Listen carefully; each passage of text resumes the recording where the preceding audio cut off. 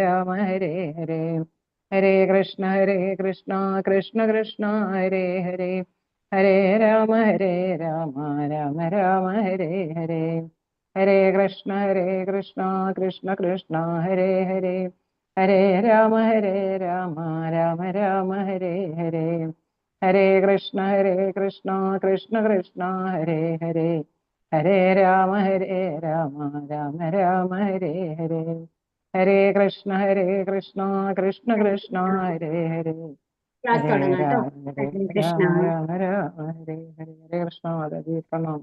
ഹരേ കൃഷ്ണ. പ്രണാമം എല്ലാവർക്കും. മമ ജ്ഞാനതിമിരാന്തസ്യ ജ്ഞാനാഞ്ജനശലാകയാ ചക്ഷുരുന്മീലിതം യേന തസ്മൈ ശ്രീഗുരവേ നമഃ. ശ്രീചൈതന്യമനോഭീഷ്ടം സ്ഥാപിതം യേന ഭൂതലേ സ്വയം രൂപ കഥാ മഹ്യം ദദാന്തി സ്വപദാന്തികം. വന്ദേഹം ശ്രീഗുരോ ശ്രീയുതപദകമലം ശ്രീഗുരും വൈഷ്ണവാംശ്ച ശ്രീരൂപം സാഗ്രജാതം സഗണരഘുനാഥാന്വിതം താം സജീവം സാദ്വൈതം സാവധൂതം പരിജനസഹിതം ശ്രീകൃഷ്ണചൈതന്യദേവം ശ്രീരാധാ കൃഷ്ണപാദാൻ സഗണലളിത ശ്രീവിശാഖാന്വിതംശ്ച. ഹേ കൃഷ്ണ കരുണാ സിന്ധു ദീനബന്ധോ ജഗത്പദേ ഗോപേശ ഗോപികാകാന്ത രാധാകാന്ത നമോസ്തുതേ. തപ്തകാഞ്ചന ഗൗരാംഗി രാധേ വൃന്ദാവനേശ്വരി വൃഷഭാനുസുതേ ദേവി പ്രണമാമി ഹരിപ്രിയേ. വാഞ്ചാകൽപതരുഭ്യശ്ച കൃപാസിന്ധുഭ്യ ഏവ ച പതിതാനാം പാവനേഭ്യോ വൈഷ്ണവേഭ്യോ നമോ നമഃ. നമാം വിഷ്ണുപാദായ കൃഷ്ണപ്രേഷ്ഠായ ഭൂതലേ ശ്രീമതേ ജയപതാക സ്വാമിൻ ഇതി നാമിനെ. നമാചാര്യപാദായ നിതായ കൃപപ്രദായിനെ ഗൗരകഥാദാമദായ നഗരഗ്രാമതാരിണേ. നമാം വിഷ്ണുപാദായ കൃഷ്ണപ്രേഷ്ഠായ ഭൂതലേ ശ്രീമതേ ഭക്തിവേദാന്ത സ്വാമിൻ ഇതി നാമിനെ. നമസ്തേ സാരസ്വതേ ദേവേ ഗൗരവാണി പ്രചാരിണേ നിർവിശേഷ ശൂന്യവാദി പാശ്ചാത്യദേശതാരിണേ. നാരായണം നമസ്കൃഭ്യാം നരം ചൈവ നരോത്തമം ദേവീം സരസ്വതീം വ്യാസം തതോ ജയമുദീരയേത്. നഷ്ടപ്രായേഷു ഭദ്രേഷു നിത്യം ഭാഗവത സേവയാ ഭഗവതിർ ഉത്തമ ശ്ലോകേ ഭക്തിർഭവതി നൈഷ്ഠികീ. ജയ ശ്രീകൃഷ്ണ ചൈതന്യ പ്രഭോ നിത്യാനന്ദ ശ്രീ അദ്വൈത ഗദാധര ശ്രീവാസാദി ഗൗരഭക്തവൃന്ദ. ഹരേ കൃഷ്ണ കൃഷ്ണ കൃഷ്ണ ഹരേ ഹരേ ഹരേ രാമ രാമ രാമ ഹരേ ഹരേ. ഹരേ കൃഷ്ണ. ഹരേ കൃഷ്ണ. ശ്രീ രാധാഗോപിചന്ദ്രന്റെ കീഴിലുള്ള ഭാഗവതം പഠനത്തിലേക്ക് എല്ലാവർക്കും സ്വാഗതം. നമ്മൾ എന്താ പറഞ്ഞുകൊണ്ടിരുന്നിരുന്നത്? നാരദമുനിയുടെ ആ ഒരു അടുത്ത ജന്മത്തിന്റെ കാര്യങ്ങളാണ് അല്ലെ. ഒരു അതീന്ദ്രിയ ശരീരം എങ്ങനെയാണ് നാരദമുനിക്ക് ലഭിച്ചത് എന്നുള്ളതാണ് ഇവിടെ പറഞ്ഞത്. അപ്പൊ എന്താ പറയുക, ഭഗവാനില് ആകർഷിതനായിട്ടുള്ള ഒരാൾക്ക് വേറെ ഒന്നിലും ആഗ്രഹം ഉണ്ടാവില്ല എന്നുള്ളതാണ്. ഏറ്റവും നല്ലത് നമ്മുടെ കയ്യിൽ കിട്ടിക്കഴിഞ്ഞാല് അതിനേക്കാളും മേലെയുള്ള എന്തെങ്കിലും കിട്ടണം എന്നാണ് നമ്മൾ ആഗ്രഹിക്കുക അല്ലെ. അതിന് താഴെയുള്ള എന്തെങ്കിലും ഏത് കാര്യങ്ങളോടും നമുക്ക് താല്പര്യം ഉണ്ടാവില്ല. അപ്പൊ നമുക്ക് ഡെയിലി പാല് കിട്ടുന്ന ഒരാളാണെന്നുണ്ടെങ്കിൽ അതിനും താഴെ പാലും വെള്ളമാണെങ്കിൽ ആർക്കെങ്കിലും ഇഷ്ടാവോ? ഇല്ല. അല്ലാന്നുണ്ടെങ്കിൽ ഒരു മോരാണ് തരുള്ളൂ പാലിന് പകരം എന്ന് പറഞ്ഞാൽ നമുക്ക് വലിയ താല്പര്യമൊന്നും ഉണ്ടാവില്ല അല്ലെ. അതുപോലെ തന്നെയാണ് കൂടുതൽ സൗകര്യങ്ങൾ നമ്മൾക്ക് കിട്ടിക്കഴിഞ്ഞാൽ അതിന് കുറച്ച് സൗകര്യങ്ങളായിട്ട് ജീവിക്കുക. ഇപ്പൊ പണ്ട് എന്ന് പറയുമ്പോൾ പലരും തറയിലാണ് കിടന്നുറങ്ങിയിട്ടുണ്ടായിരുന്നുണ്ടാവുക, നിലത്തൊക്കെ. പക്ഷെ ഇപ്പോഴാണെങ്കിലോ നല്ല എന്താണ് ബെഡുകൾ, അതും പല തരത്തിലുള്ളത് സോഫ്റ്റ്നെസിന്റെ അനുസരിച്ചുണ്ട് അല്ലെ. അപ്പൊ അങ്ങനത്തെ ഇതിൽ പഴകിയ ഒരാൾക്ക് ഇപ്പൊ പോയി നിലത്ത് കിടക്കണം ഒരു ദിവസം എന്ന് ആലോചിക്കാനും കൂടി സാധിക്കില്ല. അതുപോലെ എ സി പഴകിയ ഒരാൾക്ക് എ സി ഇല്ലാണ്ട് ജീവിക്കുക എന്ന് പറയുന്നത് ആലോചിക്കാനും കൂടി പറ്റില്ല അല്ലെ. അപ്പൊ അതുപോലെയാണ് അപ്പൊ നമ്മളുടെ മാനസിക അവസ്ഥയാണത്. കാരണം കുറച്ചും കൂടി നല്ല കാര്യങ്ങൾ നമ്മുടെ കയ്യിൽ കിട്ടിക്കഴിഞ്ഞു കഴിഞ്ഞാൽ അതിന് താഴെയുള്ള കാര്യങ്ങളിൽ അഡ്ജസ്റ്റ് ചെയ്യാൻ ഭയങ്കര പാടാണ്. അപ്പൊ അതുപോലെ തന്നെയാണ് ഭഗവാന്റെ ഒരു ദർശനം ഒരു തവണ കിട്ടിക്കഴിഞ്ഞു കഴിഞ്ഞാൽ ഈ ലോകത്തിലുള്ള എന്തും നല്ലതല്ല എന്ന് നമുക്ക് തോന്നും. കാരണം ഏറ്റവും നല്ലതാണ് നമ്മൾ ദർശിച്ചത്, ഏറ്റവും നല്ലതിനെ കുറിച്ചിട്ടാണ് നമ്മൾ അറിഞ്ഞത്. അപ്പൊ അതിനേക്കാൾ കുറച്ചുള്ള ഏത് കാര്യത്തിലും നമുക്ക് തൃപ്തിപ്പെടാൻ സാധിക്കില്ല. അപ്പൊ നമ്മുടെ ലക്ഷ്യം എന്തായിരിക്കും? ഭഗവാന്റെ അടുത്തെത്തണം, എങ്ങനെയെങ്കിലും ഭഗവാനെ പ്രാപിക്കണം, ഭഗവാന്റെ കൂടെ ജീവിക്കണം എന്നുള്ളതായിരിക്കും. അപ്പൊ അങ്ങനത്തെ ഒരു അവസ്ഥയിൽ എത്തിയ ഒരാൾക്ക് എന്താണ് ഭൗതിക ആഗ്രഹങ്ങൾ ഉണ്ടാവില്ല. അപ്പൊ അങ്ങനെയുള്ള ഒരാൾ എവിടേക്ക് എത്തിപ്പെടും?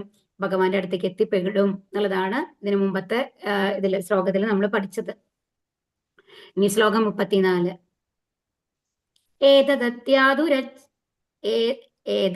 ഏതത്യാതുരചിത്താനാം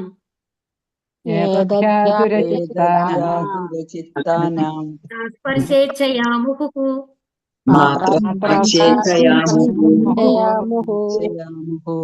ഭവ സിന്ധുപ്ലവോ ദൃഷ്ടോ ഭവസിന്ധുപ്ലവോ ദൃഷ്ടോ കരിചര്യാനുവർണ്ണനം കരിചര്യാനുവർണ്ണനം. ഹരേ കൃഷ്ണ. ഹരേ കൃഷ്ണ. വിവർത്തനം. ചില പ്രപാദിക്ക് ജയ്. ഇന്ദ്രിയങ്ങൾ ഇന്ദ്രിയ ആസ്വാദന വിഷയങ്ങളുമായി സമ്പർക്കത്തിലാകണമെന്ന ആഗ്രഹം കാരണം സദാ മനോവ്യാകുലതകളാലും ഉത്കണ്ഠകളാലും സാന്ദ്രമായവർക്ക് പരമദിവ്യോത്തമ പുരുഷന്റെ അതീന്ദ്രിയ ലീലകളുടെ നിരന്തര കീർത്തനമാകുന്ന ഏറ്റവും ഉചിതമായ തോണിയിൽ അവിദ്യാസാഗരത്തെ തരണം ചെയ്യാൻ സാധ്യമാകുന്നു. ഇത് ഞാൻ സ്വയം അറിഞ്ഞതാകുന്നു. അപ്പൊ ഇവിടെ എന്താ പറയണത്? പ്രഭാത് കി ജയ്. അപ്പൊ ഇതിൽ വിവർത്തനത്തിൽ എന്താ പറയുന്നത്? നമ്മളുടെ ഇന്ദ്രിയങ്ങൾ, ഇന്ദ്രിയ ആസ്വാദന വിഷയങ്ങൾ എന്ന് പറഞ്ഞു കഴിഞ്ഞാൽ നമ്മുടെ കണ്ണുകൾ കൊണ്ടോ ചെവികൾ കൊണ്ടോ അല്ലാന്നുണ്ടെങ്കിൽ നമ്മുടെ ഗന്ധം, അങ്ങനെ ഏത് രുചി, അങ്ങനെ ഏത് ഇതിലാണെങ്കിലും അങ്ങനെ സമ്പർക്കം വരും അല്ലെ പല കാര്യങ്ങളുമായിട്ട്. അങ്ങനെയാണ് നമുക്കൊരു ഭക്ഷണം കഴിക്കാനായിട്ട് ആഗ്രഹം തോന്നുന്നത്, അല്ലെങ്കിൽ എന്തെങ്കിലും കാണാനായിട്ട് ആഗ്രഹം തോന്നുന്നത് അല്ലേ? അപ്പൊ ഈ ക്ലാസ്സും നിങ്ങൾ കേൾക്കണം എന്ന് ആഗ്രഹം തോന്നുന്നത് എന്തുകൊണ്ടാണ്? നിങ്ങൾ പല ക്ലാസ്സുകൾ കേൾക്കുമ്പോൾ ഓ ഇനിയും എനിക്ക് ഭഗവാനെ കുറിച്ച് അറിയണം എന്നുള്ളൊരു ആഗ്രഹം വരെയാണ്. അത് കേൾവിയിൽ കൂടെ, ശ്രവണത്തിൽ കൂടെയാണ് അല്ലെ? അപ്പൊ ഇന്ദ്രിയാസ്വാദന വിഷയങ്ങളുമായുള്ള സമ്പർക്കത്തിലാകണം എന്നുള്ള ആഗ്രഹം കാരണം കൊണ്ട് എപ്പോഴും നമ്മൾക്ക് എന്താ ഉണ്ടാവുന്നത്? മനോവ്യാകുലതകളാൽ. അപ്പൊ ഈ ഭഗവത്ഗീതയും ഭാഗവതമൊക്കെ കേൾക്കുന്ന ആൾക്കാർ കോടിക്കണക്കിന് ആളുകളിൽ നോക്കിക്കഴിഞ്ഞാൽ വളരെ തുച്ഛാണ്, എണ്ണാം നമ്മൾക്ക്. അത്രയും ആൾക്കാരേ ഉള്ളൂ. മറ്റുള്ളവരൊക്കെ എന്തിലാണ് മുഴുകിയിരിക്കുന്നത്? നമ്മുടെ ഭൗതിക കാര്യങ്ങളില്, നമ്മുടെ നേട്ടങ്ങളില്, അങ്ങനത്തെ കാര്യങ്ങളിലാണ്. അപ്പൊ അതുകൊണ്ട് തന്നെ എപ്പോഴും ഓരോ ആഗ്രഹങ്ങള് നമ്മളുടെ മനസ്സിൽ ഉള്ളത് കാരണം കൊണ്ട് എപ്പോഴും നമ്മളുടെ മനസ്സിൽ ദുഃഖങ്ങളാണ് ഉണ്ടാവുക, ഉത്കണ്ഠകളാണ് ഉണ്ടാവുക. അത് ലഭിക്കുമോ? എന്തെങ്കിലും കാര്യത്തിന് നമ്മൾ ആഗ്രഹിച്ചു കഴിഞ്ഞാൽ നമ്മുടെ ഉത്കണ്ഠ എന്തായിരിക്കും? അതെങ്ങനെയെങ്കിലും കിട്ടുമോ? എങ്ങാനും നമ്മൾക്കൊരു വലിയ വിലപിടിപ്പുള്ള എന്തെങ്കിലും ഒരു സാധനം കിട്ടി ഒരാ കുട്ടിക്ക് ഒരു നല്ല ജോലി തന്നെ കിട്ടി നിൽക്കൂ, അത് നിലനിർത്താൻ പറ്റുമോ? അതെനിക്ക് ശരിക്കും ചെയ്യാൻ സാധിക്കുമോ? അല്ലെങ്കിൽ വേറൊരാൾക്കാർ വന്നു കഴിഞ്ഞിട്ട് നമ്മുടെ മേലെ പോയി കഴിഞ്ഞിട്ട് എന്റെ ആ സ്ഥാനം നഷ്ടപ്പെടും. അപ്പൊ നമ്മൾക്ക് ലഭിച്ചു കഴിഞ്ഞാൽ നഷ്ടപ്പെടുമോ എന്നുള്ള ഭീതിയാണ്, ലഭിക്കുന്നത് വരയ്ക്കും അത് കിട്ടുമോ എന്നുള്ള ഭീതിയാണ്. അപ്പൊ എപ്പോഴും നമ്മളുടെ ഉള്ളിൽ ഉത്കണ്ഠയാണുള്ളത്. അപ്പൊ സാന്ദ്രമായവർക്ക് പരമദിവ്യോത്തമ പുരുഷന്റെ അതീന്ദ്രിയ ലീലകളുടെ നിരന്തര കീർത്തനമാകുന്ന അപ്പൊ ഈ സാഗരം അതാണ് നമ്മളുടെ ഈ ഭവസാഗരം എന്ന് പറയുന്നത്, ഭൗതിക സാഗരം എന്ന് പറയുന്നത് അതിനൊരു കടലായിട്ടാണ്, ഒരു സമുദ്രമായിട്ടാണ് പറയുന്നത്. അത്രയും ആഗ്രഹങ്ങളല്ല, എണ്ണമറ്റ ആഗ്രഹങ്ങളാണ് ഓരോരുത്തർക്കും ഉള്ളത് അല്ലെ? അതിൽ നിന്ന് രക്ഷപ്പെടണമെന്നുണ്ടെങ്കിൽ ഒരു സമുദ്രം നീന്തി കടക്കുക എന്ന് പറയുന്നത് ഈസിയാണോ? അല്ല. കാരണം അത്രയും വലുതാണ് അല്ലെ? അപ്പോ ഇതിൽ നിന്ന് നമ്മൾ രക്ഷപ്പെടണമെങ്കിൽ എന്ത് വേണം? നമ്മൾക്കൊരു തോണി വേണം. ഒരു തോണിയുടെ സഹായത്തോടു കൂടി മാത്രമാണ് അതിൽ നിന്ന് രക്ഷപ്പെടാനായിട്ട് സാധിക്കുള്ളൂ. അപ്പൊ അതിലത്തെ തോണി എന്താണെന്നാ പറയുന്നത്? നിരന്തര കീർത്തനം, നിരന്തര ഭഗവത് കീർത്തനമാണ് ആ തോണി. അപ്പൊ അതിൽ കയറി ഇരുന്ന് കഴിഞ്ഞു കഴിഞ്ഞാൽ നമ്മൾക്ക് ഈസി ആയിട്ട് അവിടേക്ക് എത്താൻ പറ്റും. ഇതിനെ തരണം ചെയ്ത് ആത്മീയ ലോകത്ത് എത്താനായിട്ട് സാധിക്കും. ഈ ഭൗതിക ലോകത്തിന്റെ അപ്പുറത്ത് എന്താ ഉള്ളത്? ആത്മീയ ലോകമാണ്, ഭഗവാന്റെ ധാമാണുള്ളത്. ഇത് ഞാൻ സ്വയം അനുഭവിച്ച് അറിഞ്ഞതാകുന്നു. അപ്പൊ നാരദൻ എന്താ പറയുന്നത്? ഇത് എന്റെ അനുഭവം ഞാൻ നിങ്ങൾക്ക് ഷെയർ ചെയ്യാണ്, വ്യാസദേവനോട് പറയാണ്. ഇത് എന്റെ അനുഭവമാണ്. ഈ കീർത്തനങ്ങൾ ജപിച്ചുകൊണ്ടേ ഇരുന്ന് കഴിഞ്ഞാല് ഈ ദുഃഖങ്ങളൊന്നും നമ്മൾക്ക് ഉണ്ടാവില്ല, ആഗ്രഹങ്ങൾ ഉണ്ടാവില്ല. എപ്പോഴും ഭഗവാന്റെ കൂടെ നമുക്ക് ഉണ്ടാവും. എപ്പോഴും ഭഗവാനെ നമുക്ക് കാണാനായിട്ട് സാധിക്കും. ഭഗവാന്റെ ആ നിർദ്ദേശങ്ങൾ നമുക്ക് കേൾക്കാനായിട്ട് സാധിക്കും. ഭഗവാന്റെ ആ സ്നേഹം നമുക്ക് അനുഭവിച്ചറിയാനായിട്ട് സാധിക്കും എന്നുള്ളത് പറയുകയാണ് നാരദര്. ഭാവാർത്ഥം. ശ്രീല പ്രഭുപാദ് കി ജയ്. ജീവാത്മാവിന്റെ അടയാളം എന്തെന്നാൽ അവന് അല്പനേരത്തേക്ക് പോലും വെറുതെ ഇരിക്കുവാൻ കഴിയുകയില്ല. അവൻ സദാ എന്തെങ്കിലും പ്രവർത്തിച്ചുകൊണ്ടിരിക്കുന്നു, അല്ലെങ്കിൽ എന്തിനെയെങ്കിലും കുറിച്ച് ചിന്തിക്കുകയോ സംസാരിക്കുകയോ ചെയ്തുകൊണ്ടിരിക്കുന്നു. സാധാരണയായി ഭൗതികവാദികൾ അവരുടെ ഇന്ദ്രിയങ്ങളെ തൃപ്തിപ്പെടുത്തുന്ന വിഷയങ്ങളെക്കുറിച്ച് ചർച്ച ചെയ്യുകയോ ചിന്തിക്കുകയോ ചെയ്യുന്നു. പക്ഷേ ഇക്കാര്യങ്ങളൊക്കെ ബഹിരംഗ ശക്തിയായ മായാശക്തിയുടെ സ്വാധീനത്തിന് വിധേയമായി നിർവഹിക്കപ്പെടുന്നതാകയാൽ അത്തരം ഇന്ദ്രിയപരമായ കർമ്മങ്ങൾ യഥാർത്ഥത്തിൽ അവർക്ക് യാതൊരു സംതൃപ്തിയും നൽകുന്നില്ല. ഇപ്പൊ എന്താ പറയുന്നത്? ജീവാത്മാവിന്റെ അടയാളം എന്താ? എപ്പോഴും എന്തെങ്കിലും ചെയ്തുകൊണ്ടിരിക്കും, ഭയങ്കര റെസ്റ്ലെസ് ആയിരിക്കും. അപ്പൊ നമ്മൾക്ക് തോന്നും, അല്ലല്ലോ, ഞാൻ അങ്ങനെ എപ്പോഴും പ്രവർത്തിച്ചുകൊണ്ടിരിക്കുന്ന ആളൊന്നല്ല, ഞാൻ വെറുതെ ഒരു സ്ഥലത്തൊക്കെ കുറെ നേരം ഇരിക്കാറുണ്ട് നമ്മൾ പറയാം. പക്ഷെ ആ സമയത്ത് നമ്മൾ എന്താ ചെയ്തുകൊണ്ടിരിക്കുന്നത്? മനസ്സിൽ ചിന്തിച്ചുകൊണ്ടിരിക്കുകയാണ്. നമ്മൾ എവിടേക്കോ പോയിട്ട് വരും അല്ലെ? ഞാൻ അങ്ങനെ ചെയ്യും, ഞാൻ ഇങ്ങനെ ചെയ്യും. ചിലപ്പോൾ അങ്ങനത്തെ ആഗ്രഹങ്ങളായിരിക്കും. അല്ലാതെങ്കിൽ അയ്യോ എനിക്ക് അങ്ങനെ ചെയ്യാൻ പറ്റില്ല, എന്തുകൊണ്ട് ചെയ്യാൻ പറ്റിയില്ല, എന്തുകൊണ്ടാണ്, എവിടെയാണ് നമുക്ക് തെറ്റുപറ്റിയത്, ഇങ്ങനത്തെ ചിന്തകളായിരിക്കാം. ചിലപ്പോൾ മറ്റുള്ളവർ നമ്മളോട് എങ്ങനെ പെരുമാറുന്നു എന്നുള്ള ചിന്തകളായിരിക്കാം. പക്ഷെ എപ്പോഴും ചിന്തിച്ചുകൊണ്ടാണ് നമ്മൾ ഇരിക്കുന്നത് അല്ലെ? അപ്പൊ ആ ചിന്തിക്കുന്നതും ഒരു കർമ്മമാണ്. അപ്പൊ എപ്പോഴും നമ്മൾ പ്രവർത്തിച്ചുകൊണ്ടാണ് ഇരിക്കുന്നത്. അപ്പോൾ എന്തിനെ കുറിച്ചെങ്കിലും ചിന്തിക്കുകയോ ചെയ്യും, അല്ലെങ്കിൽ അതിനെക്കുറിച്ച് പറയും. ആരെങ്കിലും ഒരാൾ അപ്പുറത്തുണ്ടെങ്കിൽ ഫുൾ സംസാരമായിരിക്കും അല്ലെ, എന്തിനെ പറ്റിയോ. അത് കഴിഞ്ഞ് കുറച്ച് കഴിഞ്ഞ് നമ്മൾക്ക് നോക്കി കഴിഞ്ഞിട്ട് ഒരു മണിക്കൂറൊക്കെ നമ്മൾ സംസാരിച്ച് കഴിഞ്ഞിട്ട് നമ്മളൊന്ന് ആലോചിച്ച് നോക്കി കഴിഞ്ഞാൽ നമ്മൾ എന്താ സംസാരിച്ചേ എന്ന് ആലോചിച്ചാൽ അതിൽ കാമ്പുള്ള ഒരു കാര്യം ഉണ്ടാവില്ല. ചില മറ്റുള്ളവരെ പറ്റിയിട്ടായിരിക്കാം, വെറുതെ എന്തെങ്കിലും സംസാരിക്കുക എന്നുള്ളത് നമ്മുടെ ഒരു സ്വഭാവമാണ്. അപ്പൊ അതാണ്. അപ്പൊ നമ്മുടെ ഇന്ദ്രിയങ്ങളെ തൃപ്തിപ്പെടുത്തുന്ന വിഷയങ്ങളെ കുറിച്ച്, നമ്മൾക്ക് സന്തോഷം തോന്നുന്ന കാര്യങ്ങളെ കുറിച്ചിട്ട് നമ്മൾ ചർച്ച ചെയ്യുകയോ ചിന്തിക്കുകയോ ചെയ്തുകൊണ്ടാണ് എപ്പോഴും ഇരിക്കുന്നത്. പക്ഷെ ഇക്കാര്യങ്ങളൊക്കെ എന്താ ചെയ്യുന്നത്, ഇത് എന്തിന്റെ ഇതിലാണ്, പ്രഭാവത്തിലാണ് നമ്മളുള്ളത്? ബഹിരംഗ ശക്തി. നമ്മൾ പറഞ്ഞു അല്ലേ, ഭഗവാന് 2 ശക്തികളുണ്ട്. ബഹിരംഗ ശക്തിയുണ്ട്, അന്തരംഗ ശക്തിയുണ്ട്, അതോടൊപ്പം ഇടയിലൊരു ശക്തിയുണ്ട്, തടസ്സ ശക്തി. ആ തടസ്സ ശക്തിയിലാണ് നമ്മളൊക്കെ ഉള്ളത് എന്നാണ് പറയുന്നത്. നമ്മൾക്ക് ഏത് ബഹിരംഗ ശക്തിയുടെ പ്രഭാവത്തിലിരിക്കാം, അല്ലെങ്കിൽ അന്തരംഗ ശക്തിയുടെ പ്രഭാവത്തിലിരിക്കാം. അന്തരംഗ ശക്തി എന്ന് പറയുന്നതാണ് ഭഗവാനെ കുറിച്ച് അറിഞ്ഞ് ഭഗവാന്റെ അടുത്തെത്താനുള്ള പ്രയത്നങ്ങൾ, ഭക്തി സേവനങ്ങളൊക്കെ. എന്നാൽ നമ്മൾ ഭൗതികമായിട്ട് നമ്മുടെ ഇഷ്ടത്തിന് വേണ്ടി ചെയ്യുന്ന കാര്യങ്ങളൊക്കെ ബഹിരംഗ ശക്തിയിലാണ് വരുന്നത്. അപ്പൊ അതുകൊണ്ട് എന്താ, എന്താണ് അതിന്റെ പ്രോബ്ലം? എന്താണ് അത്? നമുക്ക് പൂർണ്ണ തൃപ്തി എപ്പോഴും തരില്ല. കുറച്ചു നേരത്തേക്ക് നമുക്ക് നമ്മൾ എന്തെങ്കിലും നേടിയെന്ന് തോന്നാം, അടുത്ത നിമിഷത്തിൽ തന്നെ അതിന്റെ ആ സന്തോഷം നമ്മളിൽ നിന്ന് നഷ്ടപ്പെടും. വേറെ എന്തെങ്കിലും കാര്യങ്ങൾ നമുക്ക് നേടണം എന്നുള്ള ആഗ്രഹം വന്നു കഴിഞ്ഞാൽ ഈ നേടിയതിന്റെ സന്തോഷം നമ്മളിൽ നിന്ന് നഷ്ടപ്പെടുന്നു എന്നുള്ളതാണ്. ഘടകവിരുദ്ധമായ അവർ മനോവ്യാകുലതകളാലും ഉത്കണ്ഠകളാലും പൂരിതരായിത്തീരുന്നു.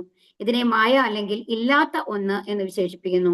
അപ്പൊ യഥാർത്ഥത്തിൽ നമ്മുടെ സന്തോഷം എന്ന് പറയുന്നത് സന്തോഷമല്ല.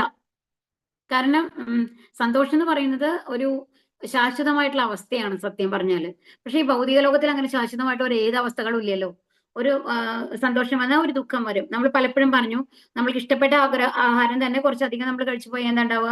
അജീർണം സംഭവിക്കുന്നു, നമ്മൾക്ക് എന്തെങ്കിലും വയറിന് അസുഖങ്ങൾ സംഭവിക്കുന്നു, നമ്മൾ അതിന് സങ്കടപ്പെടുന്നു. അപ്പൊ ഒരേ കാര്യം തന്നെ നമ്മൾക്ക് ദുഃഖമായിട്ട് മാറുകയാണ് ചെയ്യുന്നത് അല്ലെ.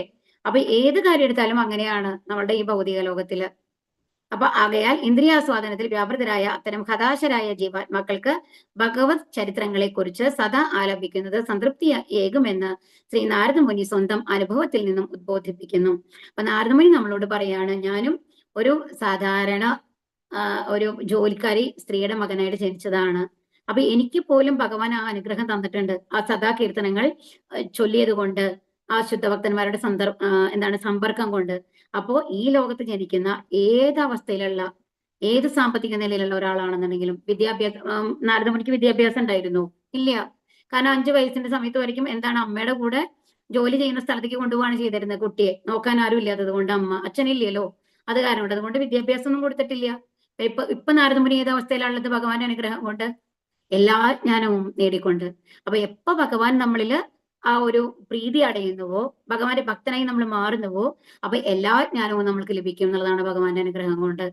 അപ്പൊ അതുകൊണ്ട് ഏത് അവസ്ഥയിൽ നിന്നും നമ്മൾക്ക് ഭഗവത് ഭക്തി നേടാം, ഭഗവാന്റെ ശുദ്ധ ഭക്തനാകാം എന്നുള്ളതാണ് നാരദമുനി നമ്മളെ പഠിപ്പിക്കുന്നത്. ശ്രദ്ധാവിഷയത്തെ മാത്രം മാറ്റിയാൽ മതി എന്നതാണ് സാരാംശം.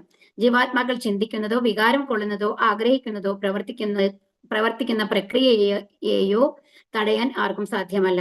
അതെല്ലേ, ഒരാള് ചിന്തിക്കുന്നത് എന്താ നമ്മൾക്ക് ആരും നമ്മുടെ മുമ്പിലിരിക്കുന്ന ആൾക്കാരാണെങ്കിലും അവരെന്താ ചിന്തിക്കുന്നതെന്ന് നമ്മൾക്ക് കണ്ടുപിടിക്കാനായിട്ട് സാധിക്കുമോ? അവരെന്തിനൊക്കെയാണ് സന്തോഷിക്കുന്നത് നമുക്ക് കണ്ടുപിടിക്കാനായിട്ട് സാധിക്കുമോ? അവരുടെ ആഗ്രഹങ്ങൾ എന്താണെന്ന് നമുക്ക് കണ്ടുപിടിക്കാൻ സാധിക്കുമോ? ഇല്ല. അവർ വായ കൊണ്ട് പറഞ്ഞാൽ മാത്രം നമ്മൾക്ക് അറിയാം അത് ശരിയാണെങ്കിൽ എന്നുള്ളത്. അത് നമ്മൾക്ക് അറിയാവുന്ന മാത്രമേ ഉള്ളൂ. അപ്പൊ മറ്റുള്ള ഒരാളുടെ ഉള്ളിൽ എന്താ നടക്കണേന്നൊന്നും നമ്മൾക്ക് കണ്ടുപിടിക്കാനായിട്ട് സാധിക്കില്ല അല്ലെ. അപ്പൊ എന്താ വേണ്ടത്? അവര് യഥാർത്ഥ ആനന്ദം ആഗ്രഹിക്കുന്ന പക്ഷം ഒരാൾ ശ്രദ്ധാവിഷയത്തെ മാത്രം മാറ്റേണ്ടതാണ്. നമ്മൾ എന്തിലൊക്കെയാണോ സന്തോഷം കൊള്ളുന്നത് ആ വിഷയത്തിനെ മാറ്റി നമ്മൾ എന്തിലേക്ക് ശ്രദ്ധ കേന്ദ്രീകരിക്കണം? ഭഗവാനിലേക്ക് ശ്രദ്ധ കേന്ദ്രീകരിക്കണം. മരണത്തിലേക്ക് നീങ്ങിക്കൊണ്ടിരിക്കുന്ന ഒരു മനുഷ്യന്റെ രാഷ്ട്രീയത്തെ കുറിച്ച് സംസാരിക്കുന്നതിന് പകരം സാക്ഷാൽ ഭഗവാൻ നടപ്പിലാക്കിയ രാജതന്ത്രത്തെ കുറിച്ചാകാം ചർച്ച. അപ്പൊ ഒരാൾ മരിക്കാൻ കിടക്കുകയാണ് കേട്ടോ. അതായത് എല്ലാ മനുഷ്യരെ കുറിച്ചിട്ടാണ് പറയുന്നത് മരണത്തിലേക്ക് നീങ്ങിക്കൊണ്ടിരിക്കുന്നത് എന്ന് പറയുന്നത്. കാരണം എന്താണെന്നുണ്ടെങ്കിൽ ഓരോ നിമിഷവും നമ്മൾ മരണത്തിനോട് അടുത്തുകൊണ്ടിരിക്കുകയാണ്. നമ്മൾക്ക് എത്ര കാലം ഭഗവാൻ അലോട്ട് ചെയ്തിട്ടുള്ളതെന്ന് ആർക്കെങ്കിലും പറയാനായിട്ട് സാധിക്കുമോ? ഇല്ല. അപ്പോ മരണത്തിലേക്ക് നീങ്ങിക്കൊണ്ടിരിക്കുന്ന ഒരാൾക്ക് എന്താ വേണ്ടത്? മരണത്തിന് ശേഷം നല്ലൊരു ലൈഫ് കിട്ടണം. ഇത്ര മോശമായിരിക്കരുത് ഈ ജന്മത്തിലെ പോലെ അല്ലെ. ചിലപ്പോൾ ഒരാൾക്ക് തോന്നും, എന്റെ ജീവിതം അത്രയും സുഖ സൗകര്യം നിറഞ്ഞതായിരുന്നു, അപ്പൊ അടുത്ത ജന്മം എന്താണ്? അതിനേക്കാൾ സുഖ സൗകര്യങ്ങളിലേക്ക് പോകണം എന്ന് പറഞ്ഞാൽ അതിന്റെ അർത്ഥം എന്താണ്? ഇതിനേക്കാൾ സുഖ സൗകര്യം എവിടെയുള്ളത്? ഭഗവാന്റെ നാമത്തിലാണ് അല്ലെ. അപ്പൊ അതിനെക്കുറിച്ചാണ് നമ്മൾ ചർച്ച ചെയ്യേണ്ടത്. ഈ ലോകത്ത് എന്ത് നടക്കുന്നു, ആരെന്തൊക്കെ ഭരണം നടത്തുന്നു, ആരെന്തൊക്കെ തെറ്റ് ചെയ്യുന്നു, ചൈന എന്തുകൊണ്ട് അങ്ങനെ ചെയ്തു, ട്രംപ് എന്തുകൊണ്ട് അങ്ങനെ ചെയ്തു എന്നുള്ളത് ഡിസ്കസ് ചെയ്യണതിന് പകരം എന്ത് ചെയ്യണം, നമ്മൾക്ക് എങ്ങനെ ഭഗവാന്റെ അടുത്ത് എത്താം എന്നുള്ളതാണ് ചിന്തിക്കേണ്ടത് എന്നുള്ളതാണ് ഇവിടെ പറയുന്നത്. ഗോപികമാരെയും ലക്ഷ്മികളെയും പോലുള്ള ഭഗവാന്റെ ശാശ്വത പങ്കാളികളുമായി ഭഗവാൻ നടത്തുന്ന ലീലകളിലേക്ക് ശ്രദ്ധയെ തിരിച്ചുവിടാം. അപ്പൊ എന്താണ്, ഗോപികളും ലക്ഷ്മികളെയും പോലുള്ള ഭഗവാന്റെ ശാശ്വത പങ്കാളികളായി, അതായത് ഭഗവാന്റെ ശാശ്വത പങ്കാളികളാണ് ഗോപികമാരായാലും ലക്ഷ്മി ആയാലും അല്ലെ. അപ്പൊ അഷ്ടലക്ഷ്മിമാര് എന്ന് പറയും. അപ്പൊ അതുകൊണ്ടാണ് ലക്ഷ്മികള് എന്ന് പറയുന്നത്. അപ്പൊ ഇവരൊക്കെ ഇവരോടൊക്കെ ഭഗവാൻ നടത്തുന്ന ലീലകൾ എന്താണ്, ആ ഒരു അവസ്ഥയിലേക്കാണ് നമ്മൾക്ക് എത്തേണ്ടത്. ആ ശാശ്വത സന്തോഷമാണ് നമ്മൾക്ക് നേടേണ്ടത്. അപ്പൊ അതിലേക്ക് നമ്മളുടെ ശ്രദ്ധ തിരിച്ചുവിടണം. സർവശക്തനായ ദിവ്യോത്തമ പുരുഷൻ അവിടുത്തെ അഹൈതുകമായ കാരുണ്യത്താൽ ഭൂമിയിൽ അവതരിക്കുകയും ഏറെക്കുറെ ലൗകിക വ്യക്തികളുടേതുപോലെയുള്ളതും അതേസമയം ഭഗവാൻ സർവശക്തനാകയാൽ അനധി സാധാരണവുമായ കർമ്മങ്ങൾ പ്രദർശിപ്പിക്കുകയും ചെയ്യുന്നു. അപ്പൊ എന്താണ്, ശരിക്കും നമുക്ക് ഭഗവാനെ കണ്ടു കഴിഞ്ഞാൽ എങ്ങനെയാണുള്ളത്? ഒരു 18-19 വയസ്സുള്ള ഒരു കുട്ടിയുടെ മാതിരിയായിരുന്നു അല്ലെ ഭഗവാൻ എത്ര പ്രായമായി കഴിഞ്ഞാലും അതിന് മേലെ നമുക്ക് തോന്നില്ല. എപ്പോഴും യൗവനാണ്, നിത്യ യൗവനാണ് ഭഗവാന്. എല്ലാ ദേവതമാർക്കും അത് ആത്മീയ ശരീരം കിട്ടിക്കഴിഞ്ഞു കഴിഞ്ഞാൽ നമുക്ക് ഏജ് എന്നുള്ള ഒരു കൺസെപ്റ്റ് ഇല്ല, അവിടെ കാലം എന്നുള്ള കൺസെപ്റ്റ് ഇല്ല. അതുകൊണ്ട് തന്നെ അവരുടെ ശരീരത്തിന് വയസ്സാവില്ല, എപ്പോഴും അതേപോലെ നിലനിൽക്കും. പിന്നെ ഭഗവാന്റെ ലീലയായിരുന്നു എന്തെന്ന് ബാല്യകാല ലീലകൾ ഭഗവാൻ കാണിച്ചത്. അത് ആ ലീലയുടെ ഭാഗമായിട്ടാണ് കാണിച്ചത്. അപ്പൊ അല്ലാതെ ഭഗവാന്റെ ശരീരം എപ്പോഴും ഒരേമാതിരിയാണ് ഉണ്ടാവുക. അപ്പോ അതേസമയം ഭഗവാൻ സർവശക്തനാകയാൽ എന്താണ്, ഭഗവാന്റെ എത്ര കാര്യങ്ങളാണല്ലേ ഗോവർദ്ധന പർവ്വതം ഉയർത്തിയത്, ഗോപികമാരുമായിട്ടുള്ള ലീല, ബ്രഹ്മവിമോഹന ലീല, എത്ര അസുരന്മാരെയാണ്, ഘടാസുരൻ അല്ലെ, എത്ര അസുരന്മാരെയാണ് കൊന്നത് ഭഗവാൻ. അപ്പൊ ഇതൊക്കെ ഒരു സാധാരണ ഒരാൾക്ക് സാധിക്കുന്നതാണോ? മനുഷ്യന് അല്ല. അപ്പൊ അതാണ് പറയുന്നത്, അനധിസാധാരണമായ കർമ്മങ്ങൾ പ്രദർശിപ്പിക്കുകയും ചെയ്യും. സർവ ബദ്ധാത്മാക്കളുടെയും നന്മയ്ക്കായി അവരുടെ ശ്രദ്ധ അതീന്ദ്രിയമായതിലേക്ക് തിരിക്കാനാണ് ഭഗവാൻ അപ്രകാരം പ്രവർത്തിക്കുന്നത്. അപ്പൊ എന്തിനാണ് ഭഗവാൻ ഇങ്ങനത്തെ ലീലകളൊക്കെ ചെയ്യുന്നത്? നമ്മളുടെ ശ്രദ്ധ ഭഗവാനിലേക്ക് തിരിക്കാൻ വേണ്ടിയിട്ടാണ്. അവിധം ശ്രദ്ധ തിരിച്ചാൽ ബദ്ധാത്മാവ് ക്രമേണ അതീന്ദ്രിയ പദവിയിലേക്ക് ആരോഹണം ചെയ്യപ്പെടുകയും അങ്ങനെ എല്ലാ ക്ലേശങ്ങളുടെയും പ്രഭവ കേന്ദ്രമായ അവിദ്യാസാഗരത്തെ അനായാസേന തരണം ചെയ്യുകയും ചെയ്യുന്നു. ശ്രീ നാരദമുനിയെ പോലുള്ള പ്രാമാണികന്റെ സ്വന്തം അനുഭവത്തിൽ നിന്നും അരുളി ചെയ്യപ്പെട്ടതാണിത്. അപ്പൊ എന്താ പറയുന്നത്, നമ്മുടെ എല്ലാ കാര്യങ്ങളും നമ്മുടെ ശ്രദ്ധ എന്ത് വേണം, ഭഗവാനിലേക്ക് തിരിക്കുക. എന്നിട്ട് ആ ഭഗവാന്റെ സഹായത്തോടു കൂടിയിട്ട് ഈ ക്ലേശങ്ങളെയൊക്കെ അതിജീവിക്കുക എന്നുള്ളതാണ്. അപ്പൊ ഭഗവാനിൽ നമ്മൾ പൂർണ്ണമായും സമർപ്പിച്ച് ഭക്തി സേവനങ്ങൾ ചെയ്യുകയാണെന്നുണ്ടെങ്കിൽ നമ്മുടെ ഈ ലൈഫിൽ ഉള്ള ഓരോ ക്ലേശങ്ങളും ഭഗവാൻ തന്നെ നീക്കി തന്നോളും. അതായത് ആ ഒരു സിറ്റുവേഷൻ ചലഞ്ചസ് നമ്മൾ തരുന്നത് ഭഗവാനാണെങ്കിൽ അതിന്റെ സൊല്യൂഷൻ ഭഗവാന്റെ കയ്യിൽ തന്നെ ഉണ്ട് അല്ലേ. ആ സൊല്യൂഷൻ എന്താണെന്ന് അറിയണമെങ്കിൽ എന്ത് ചെയ്യണം, ഭഗവാനോട് ചോദിക്കണം. ഉത്തരം അറിയുന്ന 5 എത്രയാണ് ചോദിക്കുന്നത്, ഒട്ടും പഠിക്കാത്ത ഒരാളോട് പോയിട്ട് 5 എത്രയാണ് ചോദിച്ചാൽ ചിലപ്പോൾ അവർക്ക് പറയാൻ സാധിക്കില്ല. അത് അറിയുന്ന ഒരാളോട് ചോദിച്ചാലാണ് അതിന്റെ ഉത്തരം 10 ആണെന്നുള്ളത് നമുക്ക് കിട്ടുകയുള്ളൂ. അപ്പോ ഈ നമ്മളുടെ ഈ ഭൗതിക ലോകത്തിലെ ക്ലേശങ്ങളുടെയൊക്കെ കാരണം അതിന്റെ സൊല്യൂഷനും ആരുടെ കയ്യിലാണുള്ളത്? ഭഗവാന്റെ കയ്യിലാണ്. അപ്പൊ ആ ഭഗവാനിൽ ശരണം പ്രാപിച്ചു കഴിഞ്ഞാല് നമ്മൾ അനുഭവിക്കുന്ന ഓരോ ദുഃഖങ്ങൾക്കുമുള്ള പരിഹാരവും ഭഗവാൻ തന്നെ തരും എന്നുള്ളതാണ്. അതാണ് നാരദമുനി നമ്മളെ പഠിപ്പിക്കുന്നത്. ഭഗവാനെ അത്യധികം പ്രിയപ്പെട്ട ഭക്തനായ നാരദമുനിയുടെ കാലടികളെ അനുഗമിക്കുവാൻ നാം ആരംഭിച്ചാൽ നമുക്കും ഇതേ അനുഭവം പ്രാപ്തമാക്കാൻ സാധിക്കും. അപ്പൊ ഇവിടെ എന്താ പറയുന്നത്, അപ്പൊ ഭക്തനായിട്ടുള്ള നാരദമുനിയുടെ കാലുകളെ അനുഭവിക്കാൻ അല്ല കാലടികളെ അനുഗമിക്കാൻ തുടങ്ങി കഴിഞ്ഞാല് നമ്മൾക്കും ഇതേ അനുഭവം നമ്മൾക്ക് കിട്ടും എന്നുള്ളതാണ്. ഹരേ കൃഷ്ണ. ഇനി അടുത്ത ശ്ലോകം 35. യമദാഭിരോഗ്യപഥൈഃ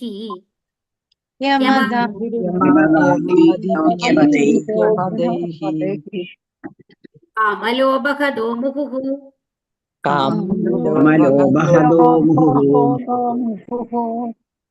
മുകുന്ദ സേവയാ ദദ്വത്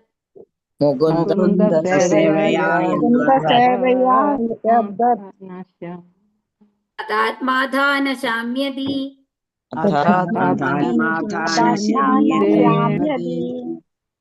യമ ആദിഭിഃ ആത്മനിയന്ത്രണം പരിശീലിക്കുന്ന പ്രക്രിയയാൽ, യോഗപഥൈഃ യോഗപദ്ധതിയാൽ, ദൈവിക അവസ്ഥ പ്രാപ്തമാക്കാനുള്ള ശാരീരിക യോഗശക്തി, കാമ ഇന്ദ്രിയ സംതൃപ്തിക്കായുള്ള ആഗ്രഹം, ലോഭ ഇന്ദ്രിയങ്ങളെ സംതൃപ്തിപ്പെടുത്താനുള്ള അത്യാശ, ഹതഃ അടയ്ക്കുക, മുഹുഃ സദാ, മുകുന്ദ പരമദിവ്യോത്തമ പുരുഷൻ, സേവയാ സേവനത്താൽ, യദ്വത് അതേപോലെ, തഥാ അതുപോലെ, ആത്മാ ആത്മാവ്, അദ്ധ ഫലത്തിൽ, ന ഇല്ല, ശാമ്യതി തൃപ്തിപ്പെടുക.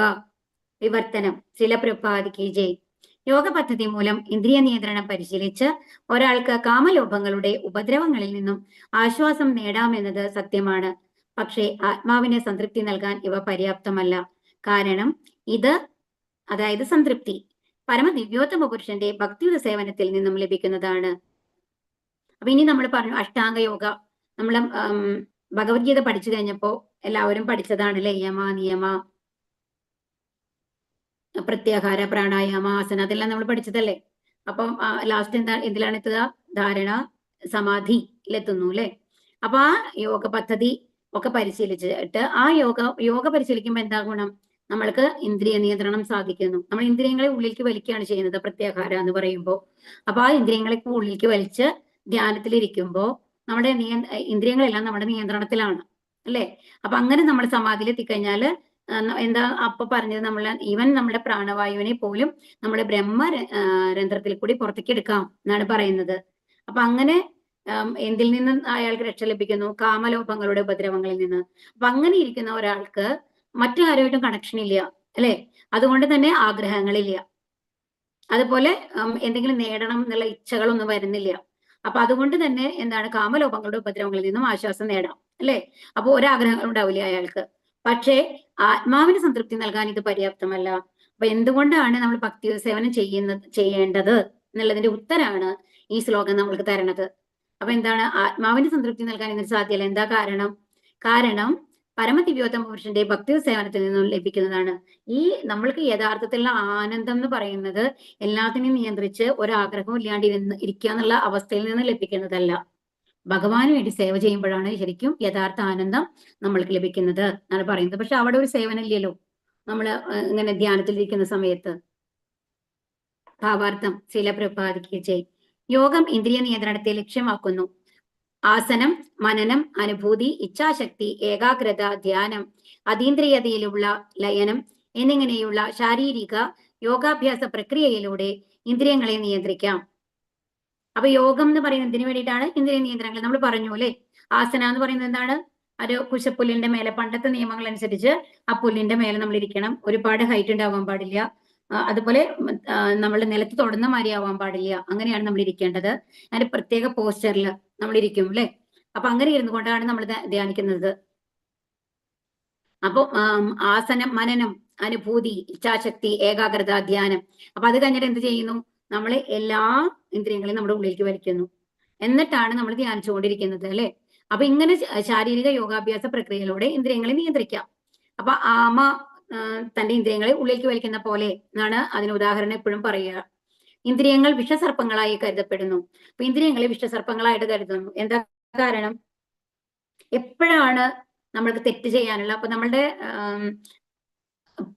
4 തരത്തിലുള്ള പല ദോഷങ്ങളുണ്ട് നമ്മൾക്ക് അല്ലെ.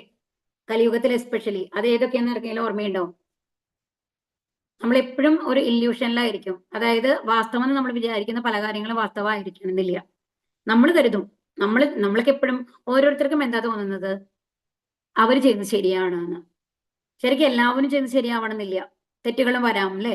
എല്ലാവരും ചെയ്യുന്നത് ശരിയാണെന്നുണ്ടെങ്കിൽ തെറ്റ് ശരിയെന്നുള്ള സങ്കല്പം ഇവിടെ ഉണ്ടാവില്ല അല്ലേ. അപ്പോ അതുപോലെ തെറ്റ് ചെയ്യാനുള്ള ഒരു പ്രവണത ഉണ്ടാവും. നമ്മളെ എപ്പോഴും ഒരു പ്രൊട്ടക്ട് ചെയ്യാനുള്ളത്, മറ്റുള്ളവരെ ചീറ്റ് ചെയ്യാനുള്ള ഒരു ടെൻഡൻസി ഉണ്ടാവും. ഇതൊക്കെ നമ്മൾക്ക് നമ്മുടെ ഒന്നും പെർഫെക്റ്റ് അല്ല. ഇതൊക്കെ നമ്മൾ പലതവണ പറഞ്ഞിട്ടുണ്ട്. അപ്പൊ ഈ 4 ഡിഫക്ട്സ് ഉണ്ട് നമ്മൾക്ക്. അപ്പൊ അതുകൊണ്ട് തന്നെ ഇന്ദ്രിയങ്ങളെ കൊണ്ട് നമ്മൾ ആഗ്രഹിക്കുന്ന കാര്യങ്ങളൊക്കെ നമ്മൾക്ക് നല്ലതിനായിരിക്കണം എന്നില്ല. നമ്മുടെ ആഗ്രഹങ്ങള്, നമ്മൾ കഴിക്കുന്ന ഭക്ഷണത്തിനോടുള്ള ആഗ്രഹം പോലും ആ ഭക്ഷണം നമ്മൾക്ക് വായുടെ രുചിക്കാണ് നമ്മൾ ആഗ്രഹിക്കുന്നത്.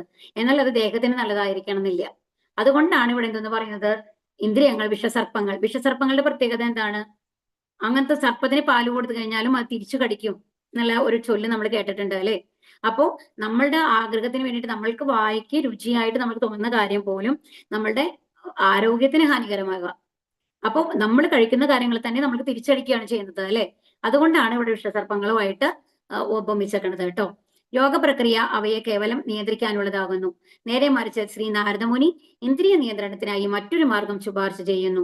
പരമദിവ്യോത്തമ പുരുഷനായ മുകുന്ദന്റെ അതീന്ദ്രിയ പ്രേമയുദ്ധ സേവനം. അപ്പോൾ നാരദമുനി നമ്മളോട് എന്താ പറയുന്നത്?